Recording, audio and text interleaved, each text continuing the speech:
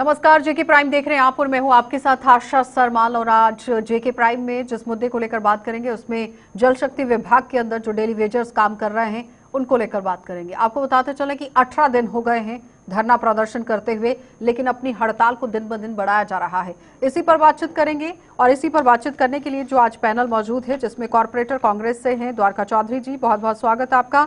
Corporator BJP से हैं बलविंदर बलोरिया जी, बहुत बहुत स्वागत आपका भी। और member PHE union United front से राजेंद्र सिंह हमारे साथ हैं, आपका भी बहुत बहुत स्वागत। तो सबसे पहले राजेंद्र जी आपके पास ही आएंगे। 18 दिन हो चुके हैं धरना प्रदर्शन करते हुए, लेकिन अभी तक सरकार की तरफ से कोई भी आश्वासन नहीं। शुक्रिया आशा जी आपका। 18 दिन में हमारी कम से कम 6 और 7 सिटिंगें हुई। डिबकाम साहब से लेके DC Jammu, mayor Jammu, chief engineer से देने के लिए किसी के पास हमें कुछ नहीं है।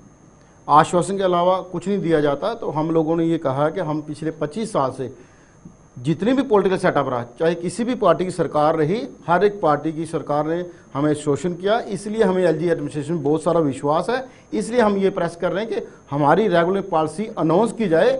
जैसे आपने पीडीडी को 12,000 लोगों की रेगुलेशन के लिए बोला, तो हम भी एसेंशियल सर्विस हैं, हमारे लिए ये चीज़ बोली जाए। यही हमारा गिला है सरकार से। सरकार ने एक आंख से देखा, लेकिन ये स्ट्राइक 48 घंटे आज रात से और बढ़ जाएगी। अगर सरकार पॉजिटिव है तो सरकार हमें बुला के टेबल पे टॉक करे और हमारी समस्या जो रेगुलेशन पॉलिसी, पेंडिंग वेजेस और minimum wage act as per Delhi UT ये सरकार दे। अदरवाइज ये स्ट्राइक जो जम्मू के कश्मीर या जम्मू प्रोविंस के लोगों को पानी की किल्लत आ रही है, उसके लिए सारी की सारी एलजी एडमिनिस्ट्रेशन जिम्मेवार है। हमने पानी बंद नहीं किया, हम लोगों ने काम छोड़ा और परमानेंट एम्प्लॉय अभी थोड़ा थोड़ा काम चल रहा है उनकी वजह से।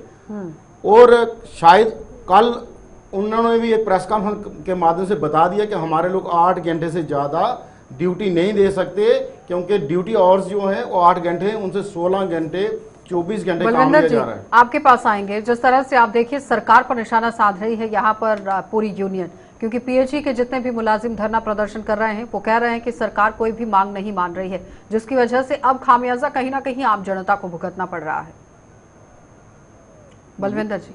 बिल्कुल, जो डेली वेजर्स हैं, खासकर पीएचई की बात करें, पीडीडी की बात करें, ये बहुत बड़ा इशू है।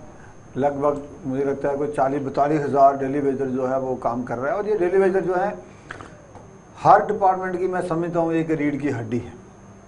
आज अगर पीएचई पे किसी ट्यूबवेल पे जाएं, किसी स्टेशन पे जाएं, तो वहाँ जो आपको काम करने वाला व्यक्ति मिलता है तो डेली वेजर मिलता है। कहीं आप गृह स्टेशन पे जाएं या दूसरा बिजली विभाग में जाएं तो वहाँ कोई दिक्कत आती है तो ग्राउंड पे मिलता है तो डेली वेजर मिलता है।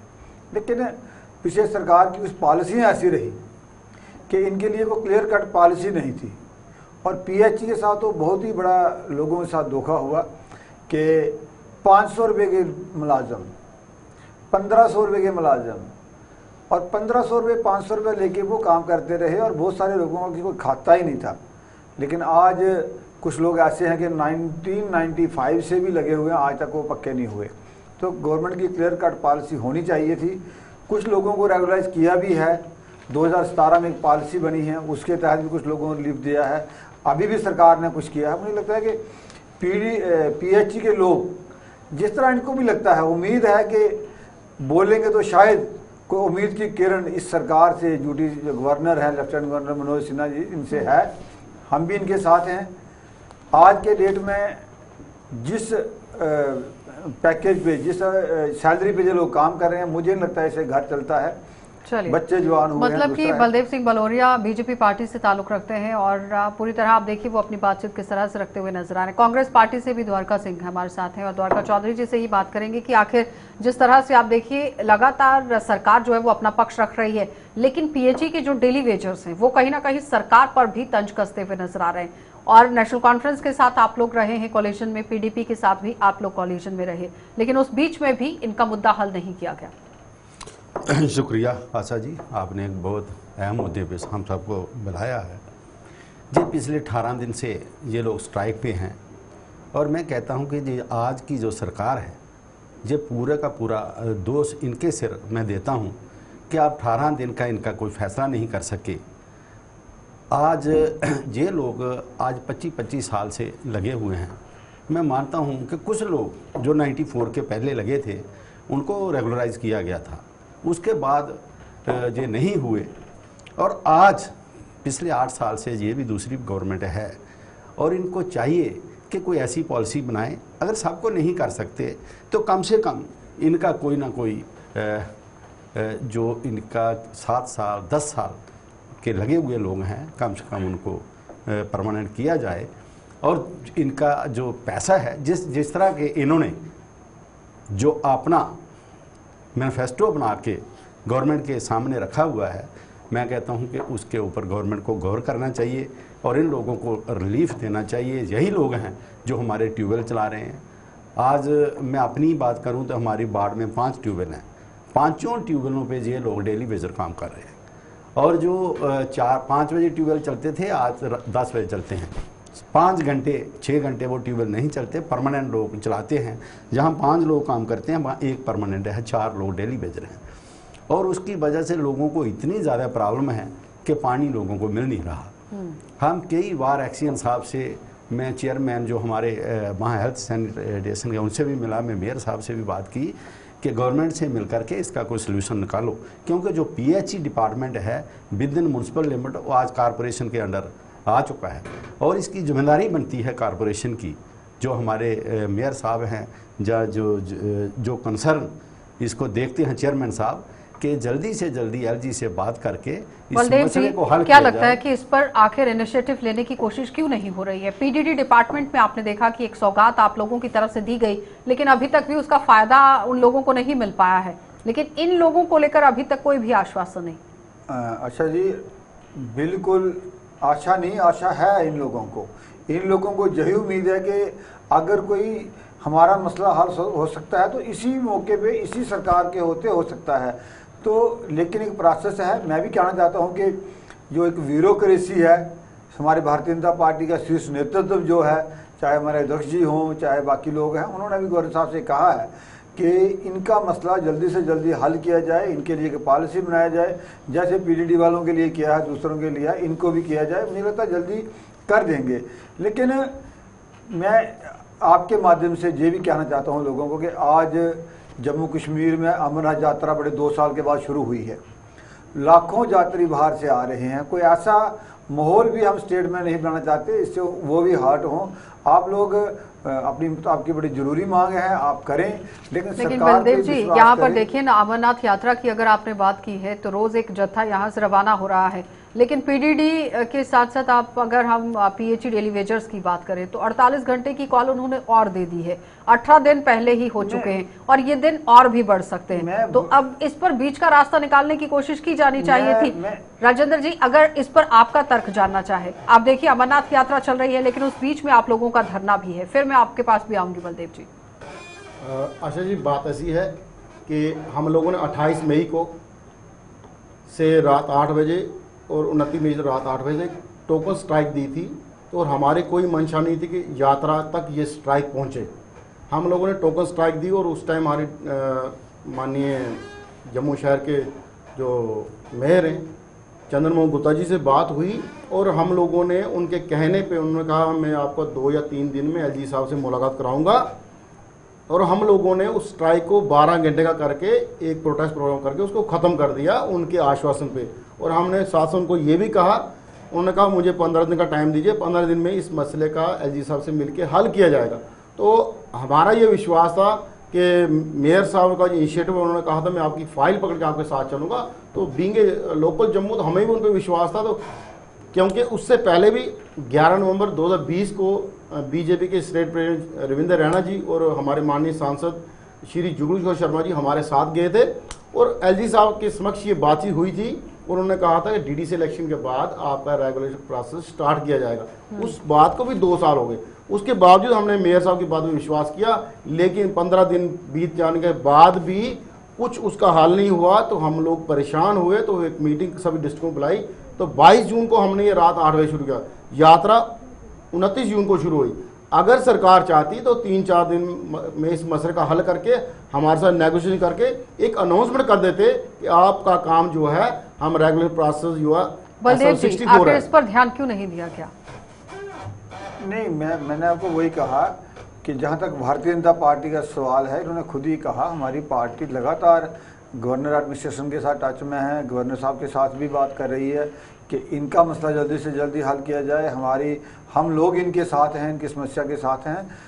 मुझे लगता है कि जल्दी ही इनका मसला हल होगा और सरकार करे कि ठीक है, ये आश्वासन चाहते हैं कि हमें आश्वासन दिया जाए कि ये किया जाए। मुझे लगता है कि अब आश्वासन नहीं चाहिए, अब इनको हल चाहिए मसले का, वो होगा भी। लेकिन मैंने बार बार कहता हूँ कि अब इस वक्त जो अमरनाथ यात्रा चल रही है, हम जम्मू में कोई ऐसा माहौल ना करें। कश्मीर के लोग जो है वो वहाँ कुछ ऐसे लोग जरूर हैं, वो चाहते हैं कि अमरनाथ यात्रा में खलल पड़े, वो पहले इस तैयारी में बैठे हुए हैं। तो हमें भी देख के अमरनाथ यात्रा जो है और थोड़े दिन चलनी है, 10 जुलाई तक चलेगी, 10 अगस्त तक चलेगी। तो आपको डेली वेजर जो है, एक धरना ही तरीका नहीं है अपनी बात रखने का, या स्ट्राइक तरीका नहीं है, और भी तरीके हैं। लेकिन हम आपके साथ हैं, उस ढंग से करें, लोगों को परेशान ना हो, और कम से कम आपकी वजह से भी ना लगे कि जम्मू कश्मीर में माहौल अच्छा नहीं है। ठीक है, आपकी जायज़ मांग है, हम उसके साथ है, पार्टी उसके साथ है, आपका होना भी चाहिए हल, और होगा साथ भी। होने से क्या होता है बलदेव जी, इस पर मोहर लगना बहुत जरूरी लग था। रही- आपने देखा कि एलजी मनोज सिन्हा की तरफ से भी हर जगह पर अपनी उपलब्धियां गिनाई जाती हैं। केंद्र सरकार की तरफ से अगर किसी नुमाइंदे को यहाँ पर डिप्यूट किया जाता है तो वो भी अपनी उपलब्धियां सामने रखता है। बीजेपी पार्टी के कई नुमाइंदे सामने आते हैं जो अपनी उपलब्धियां गिनाते हुए नजर आए। अभी हाल ही में आप देखिए किस तरह से 100 दिन की उपलब्धियां जो है वो सामने रखी गई, लेकिन उस बीच में डेली वेजर्स के मुद्दे को लेकर कोई बात सामने नहीं आई। आशा जी, मैं आपको बता दूं कि डेली वेजर के मुद्दे को भी टच किया गया है, पीडीडी का हुआ है। इनका बात इनको खुद पता है कि हमारी फाइल कहाँ तक पहुंची है, इनका काम हो रहा है, ऐसे नहीं कहते कि नहीं हो रहा। लेकिन एक बात मैं आपको और बताऊं कि 70 सालों के जो खड्डे थे उनको भरने में समय लगेगा। आप बोलोगे एक दिन में सारा कुछ होगा, तब नहीं चलेगा। इसमें हर चीज राजेंद्र जी, आप कुछ कहना चाह रहे थे? भी होती हैं, ऐसा नहीं होता कि साइन किए तो हो गया। कुछ फाइनेंशियल भी है, बड़ी चीजें इन्वॉल्व होती हैं। सरकार सब चीजें देख के इनका मसला हल करेगी। फिर मैं द्वारका जी के पास कि इनका मसला हल होगा। मैं जो बलदेव जी ने कहा, मैं उसका बात का जवाब देता हूँ कि पीडीपी बीजेपी गवर्नमेंट के टाइम एक SRO 520 बना, और शायद कल ही जो हमारे एक्स डिप्टी सीएम है श्री निर्मल सिंह जी, उन्होंने ये कहा कि इनका काम होना चाहिए। हमारी सरकार में एक SRO 520 बना था। 520 जो था वो एक रेगुलाइजेशन के लिए नहीं था, वो वेजेस इनहांस था, जिसको दिहाड़ी बढ़ाने के लिए किया। वो उस टाइम के जो फाइनेंस मिनिस्टर थे उन्होंने कहा आप इसको इस टाइम लीजिए, नेक्स्ट जो बजट होगा उसमें आपकी जितनी भी इसमें कमियां होंगी उसको दूर किया जाएगा। तो हमारा सरकार से सिंपल सा है, 2 SRO आपके पास बने हुए हैं, SRO 64, SRO 520। सरकार ने चूज करना है और अनाउंसमेंट करनी है, हम आपको ये SRO देने जा रहे हैं। हम लोगों तो कभी किसी चीज़ की खलल डालने वाली बात नहीं है। यात्रा के जहाँ जहाँ यात्रु हमारे ठहरे हुए हैं, पूरे देश से आए हुए हैं, वो पॉइंट और मेडिकल डिपार्टमेंट जो है, मेडिकल कॉलेज है या हॉस्पिटल है, वो सभी स्ट्राइक से बाहर है। पानी हमने बंद नहीं किया, हमने अपना काम छोड़ा है। परमानेंट एम्प्लॉइज अभी काम कर रहे हो, और पानी की समस्या SRO जो 64, SRO 520, बिल्कुल, ये 2 SRO सरकार के पास बने हुए। 520 की बात करें तो बाहर के राज्यों में 618 रुपए यहाँ पर इन लोगों को दिहाड़ी दी जाती है, अप्रोक्सीमेटली की बात कर रही हूँ, और जम्मू के अंदर लगभग 300 रुपए। यानी आप देखिए आधे का मुनाफा और आधे की कटौती। तो द्वारका जी, आपसे इस पर जवाब लेना चाहेंगे, क्योंकि ये कोई महज सिर्फ 1 साल का धरना प्रदर्शन नहीं है, ये पिछले काफी समय से 20-20 सालों से PHE डेली वेजर्स जो है वो लगे हुए हैं। और आपकी सरकार में ही डेली वेजर्स को लगाया गया था, जिसमें वोट बैंक बटोरने की भी बात सामने आई थी कि वोट बैंक बटोरने के लिए इन लोगों को लगाया गया, लेकिन उसके बाद इन लोगों के बारे में सोचने की भी जरूरत थी। ठीक है आशा जी, जब ये लोग लगे थे तो जब भी कोई सरकार होती है उसका यही काम होता है कि कोई ना कहीं किसी की रोजी रोटी जो है वो लग जाए किसी तरीके से। तो ये लोग उस टाइम लगे थे, आज तो जेब नहीं लग सकता कोई। अगर ये लगे थे तो कुछ इनको परमानेंट भी किया गया। लेकिन आज का जो मैं कहता हूँ कि ठीक है, हमारे भाई बलोरिया साहब 70 साल के खट्टे बोल रहे हैं। ये 70 साल 74 साल मुल्क को आज़ादी को हो गए, और 15-20 साल 8 साल अभी दूसरा इनका भी बीजेपी का भी हो गया। तो मैं कहता हूँ कि ये इन लोगों को कम से कम सुना जाए। एलजी साहब खुद आकर के इनसे बात करें, और जो 18 दिन से जो लोग बैठे हुए हैं, जैसे यात्रा चल रही है, उनका काम है कि इसमें कोई खलर ना पड़े, इनसे बैठ के बात करें। हमारे मेयर साहब करें, उनकी भी जिम्मेदारी बनती है, क्योंकि जब PHE हमारे JMC में आ गया है तो हम लोग JMC की तरफ देख रहे हैं, हमारी तरफ देख रहे हैं। जो कारपोरेटर हैं यही सब कुछ करेंगे। क्योंकि अभी इनके अंडर डिपार्टमेंट है तो वो हमें बोलते हैं। लेकिन ये जो प्रॉब्लम बनी है अभी पिछले 18 दिन से, मैं कहता हूँ कि सरकार को फौरी तौर पे इसमें इंटरवेन करना चाहिए। हमारे जो लेफ्टिनेंट गवर्नर साहब हैं वो खुद आएँ, मेयर साहब उनसे बात करें और फौरी तौर पर इनसे बात करके कुछ ना कुछ हल निकालना चाहिए। जैसे आपने बोला कि जो 520 के तहत 18,000 कुछ इनको सैलरी मिलती है, इनको क्यों नहीं दी जाती? एक 25 साल एक मुलाजिम 25 साल का जहाँ काम कर रहा है और वो आज भी बेचारा 6750 रुपये लेता है। पिछले महीने कुछ तो रिटायर भी हो पिछले महीने रिटायर हो गए, कुछ होने वाले हैं। तो हमें बताइए, जो 25 साल का एक परमानेंट बंदा है उससे ज़्यादा काम कर रहे हैं, तो इन गरीबों का क्या कसूर? और अब तो परमानेंट ने भी बोल दिया कि उनसे 8 घंटे से ज्यादा काम वो नहीं करा सकते और ना ही वो करना चाहते हैं। तो इस बेस पे डेली वेजर्स को परमानेंट करने की या उनके बारे में काम करने की, जिन्होंने 20 साल अभी रिटायर होने वाले हैं, कितने देर रह गई है उनकी? मेरे वहाँ 1-2 बंदा जो 2 साल में रिटायर हो जाएगा हमारे वहाँ बाढ़ में। तो अगर वो लोग परमानेंट हो जाएं तो कम से कम उनको भी लगे कि हमने 25 साल PHE को दिए और लास्ट में चलो कम से कम हमें पेंशन मिल गई है, जहाँ कुछ सैलरी भी 2 साल मिली है। तो कोई हल निकालना चाहिए। हम सरकार से कहेंगे कि जल्दी से जल्दी LG साहब आएँ और इनसे बात करें और इनकी जितनी भी चार्टर ऑफ डिमांड्स हैं कम से कम उनको थोड़ा मिनिमाइज करें और इनको कुछ दें, ताकि जो PHE वाले जो गरीब लोग हैं, जो थोड़ी तनख्वाह लेने वाले लोग हैं, वो कम से कम वो भी सोचेंगे हमारे लिए सरकार ने। और ये सिर्फ कोई एक डिपार्टमेंट की बात नहीं है, हर एक डिपार्टमेंट के अंदर डेली वेजर मौजूद है। लेकिन इस वक्त आज हम मुद्दा जो है वो जल शक्ति विभाग को लेकर यहाँ डिस्कस कर रहे हैं। लेकिन सवाल यहाँ पर यह है कि हर डिपार्टमेंट के अंदर कैजुअल लेबर है, हर डिपार्टमेंट के अंदर डेली वेजर्स है और वो इसी तरह से यहाँ पर सताया जा रहा है। बलदेव जी, आपके पास आइए, आपके सरकार के अंदर नुमाइंदे हैं, लेकिन अभी तक गौर फरमाया नहीं गया है। क्या लगता है, जिस तरह से द्वारका जी ने भी कहा कि GMC के अंदर यहाँ पर PHE डिपार्टमेंट चला गया है, तो रिपोर्ट सौंपने की जरूरत है? क्या लगता है कि ग्राउंड से रिपोर्ट कब तक भेजी जाए? मैं आपकी 1-2 बातें क्लियर करूं। एक तो हम भाजपा के कार्यकर्ता हैं, लेकिन आप ये नहीं कह सकते कि सरकार भाजपा की है। अभी रियासत में लेफ्टिनेंट गवर्नर जो है ड्यूटी है गवर्नर, पर केंद्र सरकार तो भाजपा की है सर। नहीं, ऐसा नहीं है। केंद्र सरकार ड्यूटी डायरेक्ट केंद्र सरकार के साथ ही अलायंस है। मैं वही बात कर रहा हूँ, मेरी बात सुन लो। केंद्र सरकार जो है जम्मू कश्मीर सरकार को खुल के सपोर्ट कर रही है, किसी चीज़ की कमी नहीं है, मैं वो मानता हूँ आपकी बात। दूसरी बात आपने जो कही कि म्युनिसिपल कॉर्पोरेशन के अंडर आ गया है, वो ठीक कह रहे हैं मेरे भाई चौधरी साहब, द्वारका चौधरी जी। लेकिन म्युनिसिपल कॉर्पोरेशन के अंडर जहाँ एक कॉर्पोरेशन के अंदर 2 डिवीजन है, शायद 2 डिवीजन ही आए हैं, बाकी सारा 4 डिवीजन जो आए हैं म्युनिसिपल कॉर्पोरेशन के अंडर, बाकी तो सारा एक बड़ा सेटअप है।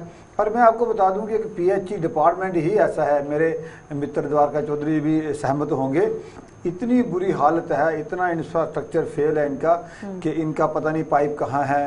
आज हम रोड बनाते हैं तो कल रोड उखाड़ लेते हैं, वो पानी का लीकेज है, दूसरा है कोई लेआउट नहीं है, कोई प्लान नहीं है, कोई कुछ नहीं है। ये बड़ा एक हमारे ऊपर जम्मू म्युनिसिपल कॉर्पोरेशन के ऊपर ये लाइबिलिटी बनी है। ये आने का कोई फ़ायदा नहीं हुआ है। चौधरी साहब मेरी बात से सहमत होंगे। लेकिन जहाँ तक डेली वेजर का बात है, डेली वेजर खाली म्युनिसिपल कॉर्पोरेशन में नहीं है, ये पूरे जम्मू कश्मीर में जो लोग हैं, और मैंने पहले कहा ये बैकबोन है इसकी डिपार्टमेंट की। बलदेव जी, कहीं ऐसा तो नहीं है कि 2024 के लिए वोट बैंक के तौर पर इन लोगों को इस्तेमाल किया जाएगा? क्योंकि 60,000 से भी ज्यादा परिवारों की बात आ गई है। तो अगर आप समझिए कि 60,000 को आप मल्टीप्लाई करते हैं, यहाँ पर 5 भी सदस्य अगर एक घर के अंदर हैं, तो लाखों की तादाद में वोट जो है वो आप लोगों की झोली में जाएगा अगर आप ऑन द स्पॉट इस पर कोई फैसला लेते हैं। 2024 के विधानसभा चुनावों को लेकर बात कर रहे हैं। आशा जी, आप हर बात को वोटों से नहीं जोड़ सकते। ये जो लोग हैं इनके साथ बड़ा धोखा हुआ है। ये इन्होंने शादियां की, किसी ने कहा बच्चा मेरा लगा है PHE में, लेकिन उस बच्चे को शादी कर ले, उसको ये नहीं पता इसकी तनख्वाह 500 रुपये महीना है, उसको ये नहीं पता इसकी सैलरी जो है 1500 रुपया है, और फिर वो इस आस में चलता जा रहा है पक्का होगा, और आज वो रिटायर होने पे आ गया, लेकिन वो नहीं, बड़ी जायती हुई है और बड़ी बुरी हालत है। बच्चे जवान हैं, स्कूल पढ़ते हैं, वो उनको कहाँ करना। हम बिल्कुल सरकार के टच में हैं। हमारे आज मीटिंग थी, उसमें भी चर्चा हुई है इसके लिए कि फोर्सफुली सरकार के ऊपर प्रेशर बनाया जाए कि जल्दी से जल्दी इनका मसला हल हो। मुझे पूरी उम्मीद है कि जिस तरह से भारतीय जनता पार्टी का शीर्ष नेतृत्व इनकी बात को सुन रहा है, मेरे भाई जिंदर जी भी मान रहे हैं कि उन्होंने भी कहा है, तो इसको जल्दी से जल्दी इनका मसला हल होगा। लेकिन एक मसला ऐसा है, कोई 1 2 10 20 50 लोगों का मसला नहीं है, हज़ारों लोग ऐसे हैं, इसके लिए बहुत चीज़ें इन्वॉल्व हैं। इसका सेक्रेटरीट में लास्ट मोमेंट पे काम है। हम भी कोशिश करेंगे, बात करेंगे कि जल्दी से जल्दी इनका मसला हल हो। लेकिन ये कहते हैं कि हाँ कर दे, कह रहे ना हाँ कर दें। राजेंद्र जी यही है, किसी को झुंझुना देना, किसी को करके ये गुमराह करना, ये बात भी ठीक नहीं है। मैं चाहता हूँ कि खाली हाँ नहीं करे, गवर्नर साहब कहें एक ऐसा ऑर्डर पास करें इकट्ठा करके कि ठीक है आपकी हमने ये पॉलिसी बना दी, फेस मैनर में करेंगे, पहली बार इनको करेंगे, दूसरी बार इसको करेंगे, आशा होते रहेंगे, आपको उम्मीद होगी उस ढंग से काम करना चाहिए। ब्लॉगर साहब मेरा यही कहना है कि सरकार सामने आके एक पॉलिसी और रोड मैप बताए कि हम किस तरह से आपको रेगुलाइज करना चाहते हैं। मैं पॉलिटिकल पार्टियों के जैसे मेरे भाई बड़े भाई बैठे हैं, हमारी उनसे रिक्वेस्ट है इसको इंसानी मुद्दा समझा जाए, ना कि पॉलिटिकल एंगल से देखा जाए। ये इंसानी मुद्दा है और सबके, मेरे ख्याल में किसी भी वार्ड या किसी गली का कोई ऐसा घर नहीं है जहां पे डेली वेजेस कैजुअल लेबर नहीं है। इसको इंसानी मुद्दा समझा जाए। वोट बैंक की राजनीति में हम पिछले 15 20 25 साल से पिसते आए हैं। 2014 से पहले जितने बीजेपी के शीर्ष नेतृत्व है, जहां हमारे प्रोटेस्ट वो आते थे और कहते थे कि जैसे हम सत्ता में आएंगे आपको रेगुलर करेंगे। और मैं ब्लोरी साहब को याद दिलवा दूं, 2014 में हमारे माननीय प्रधानमंत्री जी बीजेपी की इलेक्शन कैंपेन कमेटी के चेयरमैन थे और स्टेडियम में एक ललकार रैली हुई थी जो हमारे मौजूदा वहीं से बड़ा ऐलान भी हुआ था। वहाँ सांसद साहब ने कहा था कि जम्मू कश्मीर में धारा 370 टूटने के बाद अगर कोई बड़ी समस्या है तो वो समस्या ये है कि 60,000 कैजुअल लेबर। तो मैं प्राइम मिनिस्टर साहब को रिक्वेस्ट करूंगा, अमित शाह जी को करूंगा, जो आपने लोग दिल्ली से भेजे हैं ये नया जम्मू कश्मीर नहीं बना रहे, ये डेली वेज कैजुअल लेबर को और खज्जल कर रहे हैं। कई लोग हर लास्ट 30 का जो महीना या 31 का होता है वो लोग 60 साल के होकर रिटायर को घर जा रहे हैं। इंसानी मुद्दा समझ के इसको फौरी तौर पे हल किया जाए और साहब को डायरेक्शन दी जाए। 2014 में ये बिगुल फूका गया था कि सबसे पहला मुद्दा यहाँ पर धारा 370 और उसके बाद डेली वेजर्स का, लेकिन धारा 370 और 35 से तो चलो वो संशोधित कर दिया गया, लेकिन अब डेली वेजर्स का क्या और किस तरह से अब उसको लेकर काम? अगर आप मान सकते हो कि धारा 370 टूट सकती है, 35 जा सकता है, तो डेली वेजर का मसला भी हल होगा। कुछ जहाँ तक हुआ है, ये मान रहे हैं मेरे भाई, पूछो इनको, पीडीडी वाला हुआ है, बाकी फ्लोरिकल्चर वगैरह फार्मर्स का हुआ है, इनका मसला हल नहीं हुआ है, वो भी प्रोसेस में है। मैंने पहले भी कहा कि इसका मसला हल होगा। लेकिन सबसे ज्यादा तादाद तो पीएचई डिपार्टमेंट के अंदर 300 करोड़ का अगर इंतजाम हो जाए, 300 करोड़ का पीडीडी का बहुत मसला है, बहुत डेली वेजर हैं, बाकी में भी हैं, लेकिन एक पीएचई के जो हैं वो इनको खैर राजेंद्र जी, मैं आशीष जी आपको बताऊं, हमारे लोगों को ये लग रहा है कि 300-350 करोड़ का साल का अगर बजट का इंतजाम हो जाए करोड़ का, तो जम्मू कश्मीर में 32,000 10,000 कश्मीर में और 22,500 जम्मू प्रोविंस में डेली वेज पीएचई के कैजुअल लेबर, ये सब के सब रेगुलाइज हो जाते हैं। अगर माननीय प्रधानमंत्री साहब जब यहाँ पे 24 अप्रैल को आए थे, 20-22 हजार करोड़ का उन्होंने शिलान्यास किया था पत्थरों का अपना प्रोजेक्ट का, तो वहां उससे पहले बीजेपी के तमाम लीडर ने कहा था कि डेली वेजर के लिए एक स्पेशल पैकेज होगा। हमें भी बड़ी उम्मीद थी कि 1,000 करोड़ का प्रोजेक्ट होगा और वंस और ऑल इस मसले को खत्म किया जाएगा, लेकिन हमें बड़ी नाउम्मीद हुई। तो आज मेरी रिक्वेस्ट है ब्लोरी साहब से भी कि अपने जो पार्टी के शीर्ष नेतृत्व उनसे बात की जाए कि ये बड़ा मसला नहीं है, अगर 300-350 करोड़ का इंतजाम किया जाए तो हम 30,000 जो पीएचई का डेली वेजर है वो रेगुलर हो सकता है। अगर नहीं करना, आधों को करना है, तब भी 150-200 करोड़ कोई बड़ी बात नहीं है, करोड़ों पे प्रोजेक्ट में लग रहा है। 300 करोड़ रुपए की आपने बात की है, लेकिन यहाँ पर थोड़ा सा याद करा दें कि कीरू परियोजना में भी आप देखिए करोड़ों रुपए का घोटाला सामने आया है, जिसमें नवीन चौधरी का भी नाम आया है और कई नामी गिनामी चेहरे सामने आ गए हैं। और उसके साथ साथ अगर हम एसआई की एस्पिरेंट्स की बात करें तो उसमें भी 62 करोड़ 62 लाख लगभग आंकड़ा बता रही हूं वो सामने आया है। तो अगर 100 करोड़ की तादाद में आप देखिए यहाँ पर घोटाले हो रहे हैं, तो ऐसे डेली वेजर्स के लिए भी ध्यान देने की जरूरत है। द्वारका जी, ये सवाल अब आपसे भी है, क्योंकि 2014 से पहले पीडीपी के साथ आप लोग रहे हैं, नेशनल कॉन्फ्रेंस के साथ आप लोग रहे हैं, और ज्यादातर लोग यहाँ पर इसी दौरान पीडीपी के समय में लगाए गए थे, जो बीजेपी पर आज यहाँ पर निशाना तो साधा जा रहा है, लेकिन नेशनल कॉन्फ्रेंस में भी ज्यादातर डेली वेजर्स जो हैं वो लगाए गए थे। लेकिन आपकी सरकारों ने भी अभी तक कोई यहाँ पर इनिशिएटिव तो नहीं उठाया। पहले की अगर बात करें, मैं वही बात कर रहा हूँ, नहीं लगा 2014 से पहले लगे, बाद में तो लगा ही कुछ नहीं। मैं बात कर रहा हूँ कि जो ये लगे थे लोग, मैं मानता हूँ कुछ तो 2014 में लगे थे, उसके पहले भी लगे, जो सरकारें रही तब सरकारें रही और जो लोग एमएलए बनेंगे, मंत्री बनेंगे, उनके पास लोग, मैंने पहले भी जिक्र किया कि अभी तो सरकार ही कोई नहीं, जहाँ जैसे अभी किसकी जिम्मेदारी है? अगर ये जम्मू सर एग्जाम्पल के तौर पे मैं आपको बता दूं कि पीडब्ल्यूडी डिपार्टमेंट के अंदर गैंग कूली लगाए गए थे और उनकी भी पेमेंट नहीं बनती थी, और जब भी उनका लिस्ट बनाया जाता था, जो उनकी अटेंडेंस चढ़ाई जाती थी, तो वो 30 दिन की नहीं चढ़ाई जाती थी, 29 दिन का लेजर उनका बनाया जाता था। और वो इसीलिए कि वो कहीं यहाँ पर कंप्लेन ना कर दें या फिर केस ना कर दें कि यहाँ पर उन्होंने 90 दिन काम किया है।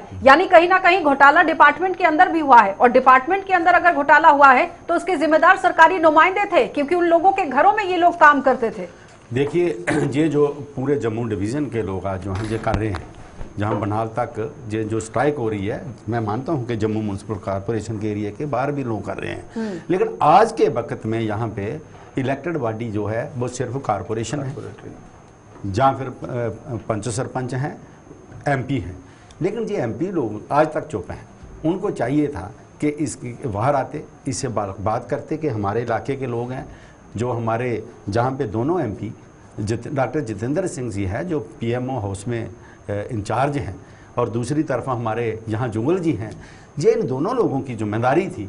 क्या इतनी बड़ी स्ट्राइक पिछले 18 दिन से हो रही है, क्यों नहीं हम इनमें इनिशिएटिव लें और इन लोगों को बलदेव जी, आपसे सवाल यहाँ पर यह है कि उधमपुर डिस्ट्रिक्ट की अगर हम बात करें, थोड़ा सा कुछ हो जाता है तो पीएमओ की तरफ से ट्वीट आ जाता है, कोई भी परेशानी हो जाती है, एक्सीडेंट महज वहां पर हो जाता है तो पीएमओ की तरफ से ट्वीट आता है। डेली वेजर्स लगातार 18 दिन से धरना प्रदर्शन कर रहे हैं, अभी तक कोई ट्वीट नहीं। क्यों नहीं? आप पूछो ना इनको कि हमारी पार्टी लगातार इनके टच में है, इनके लिए प्रयास कर रही है, एलजी एडमिनिस्ट्रेशन के साथ टच में है, पूरा प्रयास है। मैंने बताया आपको कि इनका मसला भी इसी टेन्योर में, इसी सिस्टम में हल होगा, मुझे पूरी उम्मीद है। और भारतीय जनता पार्टी पूरी जिम्मेवारी के साथ डेली वेजर के साथ खड़ी है। इनके हर यूनियन के जो लीडर्स हैं, जो मेरे भाई रिंदर जी हैं, बाकी साथ है, इनको भी मालूम है कि हर मोड़ पे, हर समय इनके साथ खड़ी है और कोशिश कर रहे हैं, प्रयास कर रहे हैं। केंद्र को भी थोड़ा मजबूर कर रहे हैं कि जल्दी से जल्दी इनके मसले। चलिए, मतलब आज भी महज आश्वासन ही दिया गया है। राजेंद्र जी, जल्दी जल्दी से लास्ट कमेंट। जी, मैं आपको 94 से लेके 2022 तक डेली वेज कई लोग यही समझ रहा कि जितनी भी सरकारें आई वो सब ने उनका शोषण किया। देवेंद्र सिंह राणा जी बीजेपी के बहुत बड़े लीडर हैं, उन्होंने कहा था जो भी इलेक्टेड गवर्नमेंट है, किसी में इतनी विल पावर नहीं है, डेली वेज का मसला हल हो, वो हल होगा तो एलजी एडमिनिस्ट्रेशन में। इसलिए हम जोर लगा रहे हैं, हमें रेगुलेशन पॉलिसी जो लेनी है इलेक्शन से पहले लेनी है, और ज्वाइनिंग रिपोर्ट शुरू होगी उसके बाद कोई घोषणा हो अलग चीज़ है। रेगुलेशन पॉलिसी जो है, मेरी जो हमारे बीजेपी के नेताजी बैठे हैं बलदेव जी, इनसे आग्रह है कि ये पॉलिसी जो है आप अपने नेताओं को बताओ, जल्दी से जल्दी एलजी साहब को प्रेशर करें, और इस स्ट्राइक को ये एक मकाम तक जो पहुंच गई है, इसको रेगुलेशन पॉलिसी देके इस समस्या को, जम्मू कश्मीर की जो समस्या बनी, इसको हल किया जाए। ये इंसानी मुद्दा, और रेगुलेशन पॉलिसी के बगैर हम लोग पीछे जाने वाले नहीं है। मतलब कि रेगुलराइजेशन जो पॉलिसी है वो बनाई जानी चाहिए, और उसके बाद आगे का काम यहाँ पर होना ऑलरेडी बनी हुई है, इस वक्त आप देखिए केंद्र शासित प्रदेश है और इम्प्लीमेंटेशन होना बहुत जरूरी है। बहुत बहुत धन्यवाद राजेंद्र जी आपका भी, बलदेव जी आपका भी, और द्वारका जी आपका भी जुड़ने के लिए। तो फिलहाल आपने देखा कि जल शक्ति विभाग के जितने भी डेली वेजर्स हैं वो धरना प्रदर्शन करते हुए नजर आ रहे हैं, लेकिन अब आप देखिए हड़ताल को आगे बढ़ाने की बात यहाँ सामने रखी गई है, लेकिन अब सरकार इस पर किस तरह से कदम उठाएगी, और सारा जिम्मा यहाँ एलजी प्रशासन के कंधे पर डाल दिया गया है। अब देखना यह होगा कि एलजी प्रशासन की तरफ से क्या कुछ कदम और बड़ा आश्वासन और साथ ही साथ बड़ा ऐलान होगा।